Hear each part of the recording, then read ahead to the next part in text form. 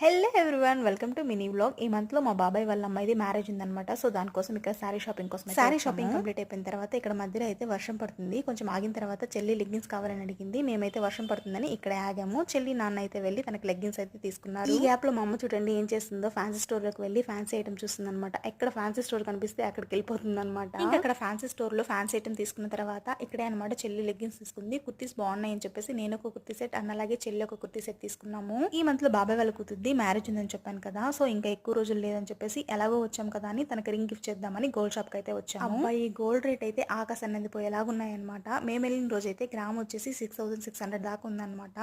నా మ్యారేజ్ కి అయితే గ్రామ్ వచ్చేసి 2500 అలా ఉందన్నమాట. నా మ్యారేజ్ అయితే ఒక 5 ఇయర్స్ అవుతుంది అనమాట. ఒక 5 ఇయర్స్ లోనే ఒక గ్రామ్ కి చూడండి ఎంత డిఫరెన్స్ ఉందో. 4100 దాకా డిఫరెన్స్ అయితే ఉందన్నమాట. ఎలాగో అలాగైతే రింగ్ అయితే సెలెక్ట్ చేసేసి ఇంకా వస్తూ ఎలాగో వర్షం పడుతుందని చెప్పేసి నా ఫేవరెట్ మిర్చి బజ్జీ. ఈ వీడియో నచ్చినట్లయితే సబ్స్క్రైబ్, లైక్ చేయడం మాత్రం మర్చిపోకండి.